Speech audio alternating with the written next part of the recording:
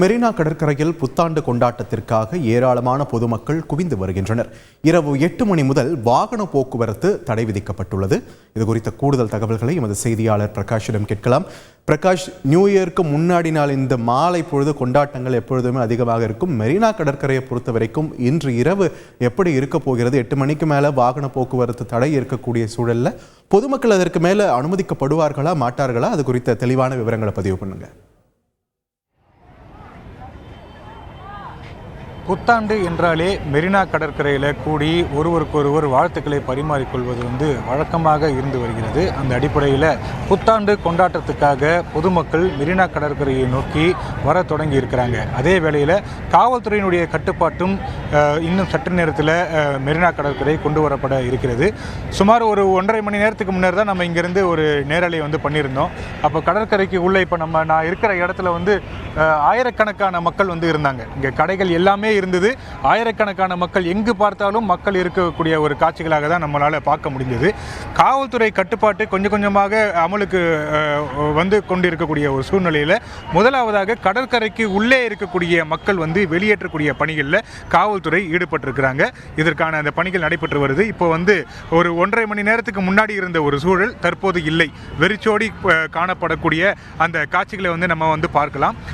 முழுமையாக 100க்கும் மேற்பட்ட காவல்துறை, நூற்றுக்கணக்கான காவல்துறையினர் மெரினா கடற்கரை உழைப்பாளர் சிலையிலிருந்து கண்ணகி சிலை வரைக்கும் பணியமர்த்தப்பட்டு இருக்கிறாங்க.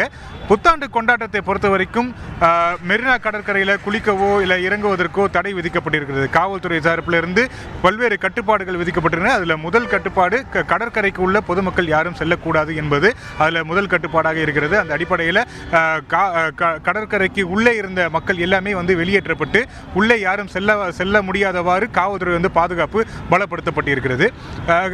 இதர கட்டுப்பாடுகளை பொறுத்த வரைக்கும் காமராஜர் சாலையில் 8 மணிக்கு பிறகு போக்குவரத்து தடை செய்யப்படுகிறது. அதாவது போர் நினைவு சின்னத்தில் இருந்து கண்ணகி சிலை வரைக்கும் போக்குவரத்து தடை செய்யப்பட இருக்கிறது. இன்னும் சற்று நேரத்தில் அது அமலுக்கு வர இருக்கிறது. இங்கிருந்து கடற்கரைக்கு உள்ளே இருந்து வெளியேற்றப்பட்ட மக்கள் பெரும்பாலானோர் தங்களுடைய வீடுகளுக்கு திரும்பி வருகிறாங்க. அருகாமையிலேயே அண்ணா சதுக்கம் பேருந்து நிலையம் இருக்கிறது. அவர்கள் வாகனங்கள் இருக்கிறது, அதில் ஏறி போறாங்க.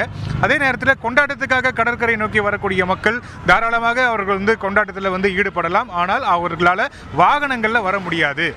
போர் நினைவு சின்னத்திலிருந்து காமராஜர் சாலை முழுக்க, அதாவது கலங்கரை விளக்கம் வரைக்கும் வாகனங்கள் அனுமதிக்கப்படாது. பொதுமக்கள் அவர்கள் நடந்து இந்த கடற்கரை சாலையில் செல்லலாம். 12 மணிக்கு புத்தாண்டு கொண்டாட்டத்தில் அவர்கள் ஈடுபடலாம். அதில் எந்த விதமான தடையும் இல்லை.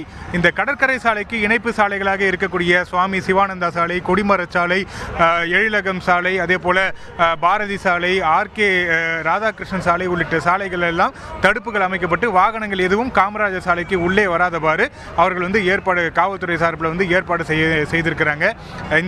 இந்த புத்தாண்டினுடைய நோக்கமே உயிரிழப்பு இல்லா புத்தாண்டுக்கு முன்னால் என்ற நோக்கத்தோடு, அதாவது ஜீரோ ஃபேட்டல் ஈவினிங் என்ற அந்த ஒரு நோக்கத்தோடு எந்த விதமான அசம்பாவித சம்பவங்களும் இருக்கக்கூடாது, உயிரிழப்புகளும் இருக்கக்கூடாது என்ற அடிப்படையில் முன்னெச்சரிக்கை நடவடிக்கையாக காவல்துறை இது போன்ற அந்த கட்டுப்பாடுகள்லாம் எடுத்திருக்கிறாங்க.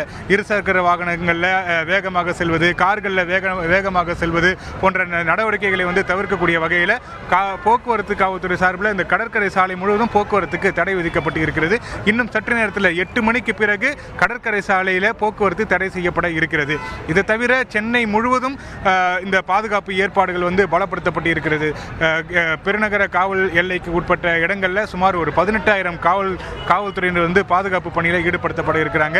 சென்னை நகர் முழுவதும் முக்கியமான சந்திப்புகளில் கிட்டத்தட்ட ஒரு 420 இடங்களில் பூத்துகள் அமைத்து இந்த பாதுகாப்பு பணியில் ஈடுபடுத்தப்பட்டு இருக்கிறாங்க. அங்கங்கே இந்த செக் போஸ்ட் மாதிரி இருந்து வாகனங்கள் வேகமாக செல்வதை தவிர்ப்பதற்கும் வேற எந்த விதமான அசம்பாவித சம்பவங்களும் நடைபெறாத வண்ணம் இது போன்ற அந்த பாதுகாப்பு நடவடிக்கைகளை எடுக்க இருக்கிறாங்க.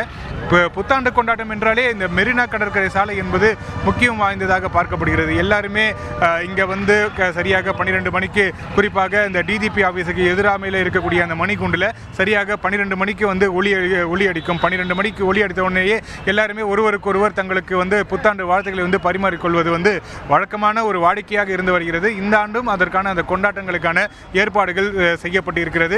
DGP அலுவலகத்தில் இருக்கக்கூடிய அந்த மணிக்குண்டு வண்ண விளக்குகளால் அலங்கரிக்கப்பட்டு இருக்கிறது. வருகிறது. பொதுமக்கள் தொடர்ந்து ஒவ்வொருவராக குடும்பமாக இங்கே கடற்கரை சாலையை நோக்கி வர தொடங்கி இருக்கிறாங்க.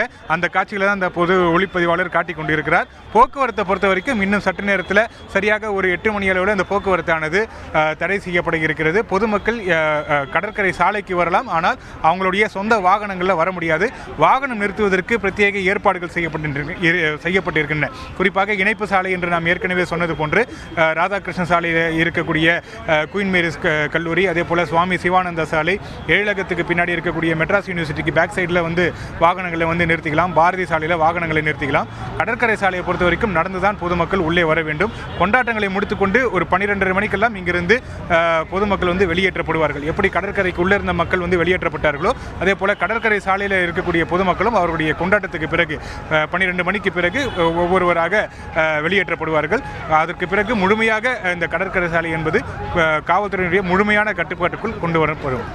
நன்றி பிரகாஷ், உங்களுடைய விரிவான தகவல்களுக்கு. செய்திகளை உடனுக்குடன் தெரிந்து கொள்ள உடனே சப்ஸ்கிரைப் பண்ணுங்க.